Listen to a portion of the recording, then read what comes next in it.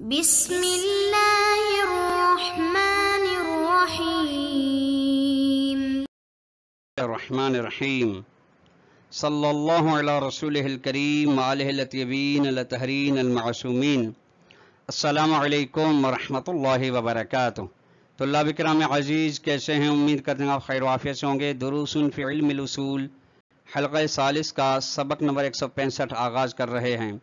جس میں عنوان قرار دیا گیا کتاب کی عبارت غیر ان مدرسۃ المحقق النائنی سے لے کر اما الوجہ الاول فہو اذا تم تک۔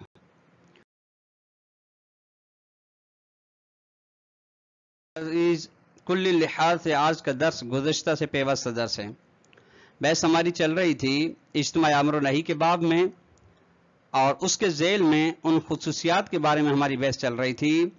جن خصوصیات کے ذریعے سے اجتماع امر و نہی کی تنافی کو دور کیا جا سکتا ہے۔ ان خصوصیات میں سے پہلی خاصیت کے بارے میں بحث گزشتہ درس میں کچھ بیان ہوئی۔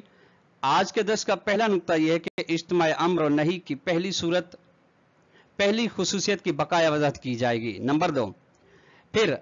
اجتماع امر و نہی کے درمیان جو تنافی ہے اس کی دوسری خصوصیت کو بیان کیا جائے گا، جس خصوصیت کی بنا پہ رفع تنافی کی بحث آئے گی۔ آئیے ملاحظہ فرمائیں عبارت کو۔ یہ بحث تھی کہ مہم یہ ہے کہ تنافی کا سبب اول، یعنی تنافی بین اجتماع امر و نہی سبب اول یعنی مبدا کے لحاظ سے، ملاک کے لحاظ سے جو پائے جاتے ہیں، اس کے بعد دو، ایک زوال ہونا کہ تنافی زائل ہو سکتی ہے، اس کی دلیل بیان ہو گئی۔ اب زائل نہیں ہو گئی غیر ان مدرسۃ المحقق النائنی، لیکن مدرسہ محقق نائنی یعنی نظر مکتب محقق نائنی رحم اللہ برہانت علی تنافی، انہوں نے اس مدرسے میں برہان کیا قائم کیا کہ تنافی موجود ہے۔ وہاں کیا تھا کہ زوال تنافی، یہاں پہ زوال تنافی نہیں بلکہ تنافی باقی ہے بین الامر بالمطلق صلی مثلا والنہی عن الحصۃ، اور مثلا لا تصلی فی الحمام بے طریقۃ اخری منفصلۃ عن الاستبطان المذکور، یہ تنافی موجود ہے لیکن ایک اور طریقے کے ذریعے سے، ایک اور روش کے ذریعے سے جو جدا ہے اس استبطان مذکور سے۔ اچھا وہ کیا ہے؟ وہ یہ کہ وَأَنَّ الْأَمْرَ بِالْمُطْلَقِ یعنی مطلقاً بدون قید و شرط نماز پڑھنے صلی، یعنی مطلق کے بارے میں، یعنی مطلب ہے کہ ان الواجب لوحظ مطلقاً من ناحیت حصصی، یعنی فرض کریں واجب کے چند حصے ہیں، جب اس کے بارے میں امر دیا جا رہا ہے تو ان کو حصوں کو مد نظر نہیں رکھا جا رہا، بلکہ نماز بھی ماہو نماز۔ فرق نماز کا ایک حصہ ہے جو آپ گھر میں پڑھیں گے، ایک مسجد میں پڑھیں گے، ایک دکان پہ پڑھیں گے، ایک فرق مختلف جگہوں پہ، تو یہ اس کے حصے، ان حصوں کو مد نظر نہیں رکھا گیا۔ نماز بھی ماہو یہ نماز۔ والاطلاق مؤداہ الترخیص فی تطبیق الجامع علی ای واحد من تلک الحصص۔ اچھا اطلاق جو ہے مطلق کے بارے امر جو اطلاق مطلق کے بارے میں آیا، اس مطلق کا اطلاق کا مفہوم یہ ہے کہ اجازت ہے ترخیص مولا کی جانب سے کہ آپ جامع کو تطبیق دے سکیں ان کے چند حصوں میں سے کسی بھی ایک حصے پر، یعنی دار مخزوبہ میں، صلاۃ فی الدار المخزوبہ میں، یا صلاۃ فی الدار مطلقاً، یا صلاۃ فی المسجد وغیرہ ان میں۔ وَهَذَا مُتَعَدِّدٌ بعدد الحصص، اور یہ اطلاق حصوں کے لحاظ سے متعدد ہو جائے گا، معاف کیجیے گا، وہذا یعنی تطبیق کی جامع متعدد ہوگی، یعنی ایک دفعہ اس جامع کی آپ جامع صلاۃ جو قدر متعین ہے، ایک دفعہ آپ تطبیق اس کو دے رہے ہیں اس نماز پر جو گھر میں پڑھی جاتی ہے، دوسرا اس نماز پر جو مسجد میں پڑھی جاتی ہے وغیرہ۔ وعلی اس بنا پہ فالترخیص فی تطبیق الجامع علی الحصۃ للنہی، یعنی ترخیص شارع کی ایجاد ہونا اس بات میں کہ جامع کو آپ جب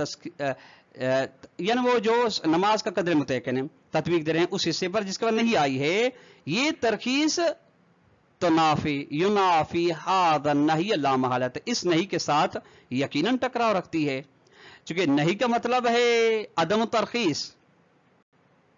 ٹھیک، یعنی حسرت میں آپ کو ترک کرنا ہے، جبکہ آپ ترخیص کا مطلب کیا ہے کہ آپ ترک کر سکتے ہیں اس نہیں کو.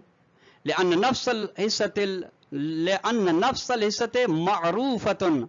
لہما معا، چونکہ خود حصہ دونوں کے لیے معروف و مشہور ہے اور معلوم ہے. بس فتنافی لا یقع بذات، یہاں پہ تنافی ذاتی واقع نہیں ہوگی. ہاں تنافی عرضی ہو سکتی ہے، ذاتی کس کے درمیان، یعنی اس کے حصے کے بارے میں نہیں، یعنی وہ نماز جو ہمہ میں پڑھی جا رہی ہے اور اس امر کے درمیان میں جو صلیحہ ہے، بلکہ بل یعنی تنافی ہوگی بین النہی عن الحصۃ، جس حصے اس حصے کے نماز کے اس حصے کے بارے میں یا اس حصہ کے بارے میں جو جس کا نہیں آئی ہے یعنی حمام میں، اور وہ ترخیص فیہا الناتج و ترخیص، اور اس اجازت کے درمیان میں تنافی ہوگی جو اس حصے میں ہے، یعنی اسی حصے میں ہے جو سے نہیں میں، یعنی نہیں کے بارے میں حصہ ہے اور نہیں جس کے بارے میں نہیں آئی ہے اسی میں پھر ترخیص مولا بھی ہے. الناتج، یہ ترخیص جو اجازت یعنی اطلاق متعلق الامر کے متعلق امر مطلق ہے، یعنی اس میں بدون قید و شرط ہے. اچھا جب اس متعلق نہیں میں اجازت ہوگی تو وہ مکروہ ہو جائے گا. والفرق بین اثبات تنافی بطریقۃ المرض هذه و اثبات بالدعوى الاستبطان المذکور سابقا، فرق اس میں کہ تنافی بین اجتماع امر و نہی کو ثابت کیا جائے روش مرزا محقق نائینی کے مطابق اس دعویٰ کے مطابق استبطان یعنی تخیر عقلی، یہ ہے فرق یہ کہ انہ علی طریقۃ مرزا محقق نائینی کے روش کے مطابق لا یکون ہناک تناف بین وجوب مطلق ان حصت من حصصہ، کہ تنافی نہیں ہے مطلق کے وجوب کے درمیان، وجوب مطلق کے درمیان میں اور اس نہیں کے درمیان میں، یعنی مطلق کے وجوب اور اس نہیں کے درمیان میں جو کراہت کے اوپر ہے، اس مطلق کے کسی ایک حصے کا میں فرق ہے. حمام کے اندر نماز پڑھنا مکروہ ہے، کیوں؟ لأن الکراہت لا تنافی ترخیص، ترخیص کے ساتھ حرمت کی تنافی ہے لیکن کراہت کی اور ترخیص کی نہیں ہے، یعنی کراہت میں نہیں بھی ہے اور ترخیص بھی ہے، کوئی مسئلہ نہیں ہے، ان میں منافات نہیں ہے. ومن هنا فسر المرزا کراہت الصلاۃ فی الحمام وامثال، اسی وجہ سے جب کراہت ترخیص کے ساتھ تنافی نہیں رکھتی تو لا تصلی فی الحمام میں کہ دلیل کو مرزا نے تفسیر کیا کہ حمام میں نماز پڑھنا مکروہ ہے.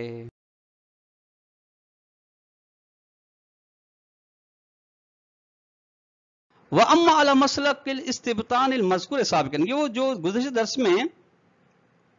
تخیر عقلی کا مسلک بیان ہوا، فَالتَّنَافِي وَاقِعٌ بَيْنَ الْأَمْرِ بِالْمُطْلَقِ وَالنَّهْيِ عَنِ الْحِصَّةِ، تو پھر اس کے مطابق تنافی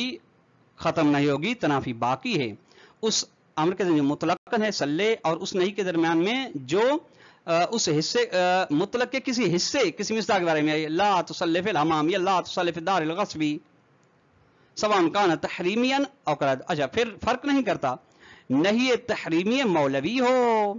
یا نہیں کراہتی ہو، یعنی کراہت پر اس کو حمل کریں آپ، چونکہ طلاب کرام عزیز نہیں کا ظہور اولی سیگے نہیں کا حرمت پر ہے، ٹھیک ہے، پھر اسی سے ہی پھر وہ اسباب جو اپنی مقام پہ طول و تفصیل کا بیان ہو گئے اسی سے ہم کراہت کو بھی ثابت کرتے ہیں. وَلَكِنَّ تَحْقِيقَ أَنَّ طَرِيقَةَ الْمِرْضَى هَذِهِ فِي إِثْبَاتِ التَّنَافِي غَيْرُ وَجِيهَةٍ، شہید صدر فرماتے ہیں کہ اجتماع امر و نہی کے درمیان میں محقق مرزا نے جو روش اختیار کی ہے وہ بہتر نہیں ہے کہ انہوں نے اجتماع امر و نہی کے درمیان تنافی کو ثابت کرنے کی جو کوشش کی. کیوں بہتر؟ کیونکہ لأن الاطلاق لیس ترخیصا فی التطبیق ولا یستلزمہ، کیونکہ اطلاق کا مطلب یہ نہیں کہ آپ یہ اجازت ہے آپ کو کہ آپ اس مطلق کو یا اطلاق کو آپ تطبیق کریں مختلف حصوں پر، اور اس ولا اطلاق کا لازمہ ترخیص بھی نہیں ہے. اما انه لیس ترخیصا، ترخیص نہیں ہے، کیوں؟ فلان حقیقت الاطلاق، یعنی اطلاق ترخیص نہیں ہے. کیوں؟ کیونکہ اطلاق کی حقیقت کما تقدم جس کا بیان ہو گیا ہے اطلاق و تقید کی بحث میں کہ عدم لحاظ القید مع طبیعت، یعنی طبیعت صلاۃ، طبیعت متعلق کے ساتھ کوئی کسی بھی کیس کو لحاظ نہ رکھا جائے. اندما جب یراد جعل حکم علیہا جب طبیعت پر حکم کو جعل کیا جا رہا ہے, امر کو جعل کیا جا رہا ہے, مصلحت کو مد نظر رکھ کے حکم دیا جا رہا ہے. وَأَمَّا أَنَّهُ لَا يَسْتَلْزِمُ تَرْخِيصًا, اور یہ جو کہا وَلَا يَسْتَلْزِمُهُ کہ اطلاق لازم ترخیص بھی نہیں رکھتا, کیونکہ بھلے ان عدم لحاظ چونکہ اطلاق کے اندر قید کو لحاظ نہ, ہاں یہ اس کا لازم ہے کہ معنی موجود نہیں ہے. اب معنی موجود نہ ہونا ایک دفعہ ہے, معنی موجود نہیں ہے من قبل الامر فی تطبیق کے متعلق اعلیٰ ای حصت میں ایسا سے ایک یعنی خود امر کی جانب سے کوئی موجود معنی موجود نہیں اس بات کے لیے کہ آپ جامع کو مطلق کو آپ تطبیق دے سکیں کسی بھی حصے پر. دوسرا وعدم المانع من قبل الامر شیء معافی وعدم المانع من قبل الامر شیء وعدم المانع من قبل جاعل الامر المسابق لترخیص الفعل شیء آخر. اچھا یہ معنی کا نہ ہونا, ایک معنی کا نہ ہونا امر کی جانب سے ہے, یہ ایک جداگانہ چیز ہے, یہ ایک قہری چیز ہے, ایک جبری چیز ہے, ایک غیر اختیاری چیز ہے. اور ایک معنی موجود نہیں ہے جاعل کی جانب سے, یعنی جس نے امر کو جاعل کیا ہے اس کی جانب سے. اچھا یہ دونوں جداگانہ ہو گئے, وہ اختیاری ہے جاعل کی جانب سے. اچھا یہ معنی کا موجود نہ ہونا جاعل کی جانب سے المسابق لترخیص الفعل فعلی کہ وہ فعل کے اندر وہ اجازت رکھتا ہے, معنی کا مطلب نہ ہونا یہ فعل کے اندر ترخیص. وما ینا فی النہی عقلا هو ثانی, اب ان میں سے جو چیز عقلی لحاظ سے منافات رکھتی ہے نہیں کے ساتھ وہ دوسری چیز ہے, وہ یہ دون الاول یہ پہلی چیز موجود نہیں ہے معنی کا نہ ہونا امر کی جانب سے. وعلی ای حال بہرحال جس بنا پہ بھی ہو فاذا تجاوزنا هذه الخصوصیت یعنی خصوصیت اولا یعنی حل اول تنافی کو زائل کرنے کے لیے جب ہم نے قیاس کیا وَافْتَرَضْنَا الْإِمْتِنَاءَ وَتَنَافِي اور ہم نے فرض کر لیا کہ تنافی بھی موجود ہے, محال موجود ہے, علی الرغم من اختلاف بالاطلاق و تقیید من المتعلق کہنے اس کے علاوہ کہ اختلاف موجود ہے اطلاق و تقیید کے ذریعے سے متعلق امر کے درمیان اور متعلق نہیں کے درمیان ناصل ہی نزن, تو ہم پہنچ جاتے ہیں الی الخصوصیت الاخرى راہ حل دوم خاصیت دوم تک کما یلی جو اس طریقے سے اب بیان ہوگی. ان نفترض تعدد العنوان وتعلق الامر بعنوان والنهي بعنوان آخر. اب راحل یہ ہے کہ پہلے کیا تھا, عنوان ایک تھا, اب عنوان دو ہیں, فرض کریں دو یا دو سے زیادہ متعدد ہیں, ٹھیک, ایک عنوان کے ساتھ امر نے تعلق پیدا کیا ہے اور دوسرے عنوان کے ساتھ فرض کریں نہیں نے تعلق پیدا کیا ہے. فرض کریں دار غصبی یعنی صلح ہے ایک, لا تصلف دار الغصبی یہ والنہی وتعدد العنوان یہ عنوان کا متعدد قد یسبب بس سبب بنتا ہے جواز الاجتماع ورفع تنافی, تنافی موجود نہیں دونوں اکٹھے ہو سکتے ہیں. یعنی وہ کیسے اکٹھے ہو سکتے ہیں, یعنی آدمی ایک ایسے مکان میں نماز پڑھے جو غصبی نہیں ہے, وہاں پہ صلح بھی ہے ولا تصلح بھی ہے, دونوں جمع ہو گئے. تنافی عہد وجن دو صورتوں میں سے کسی ایک کے ذریعے سے تنافی موجود نہیں. ایک ان تعدد العنوان یبرہن علی تعدد المعنون کہ عنوان کے متعدد ہونے سے معنون یعنی مصداق بھی متعدد ہو جاتا ہے.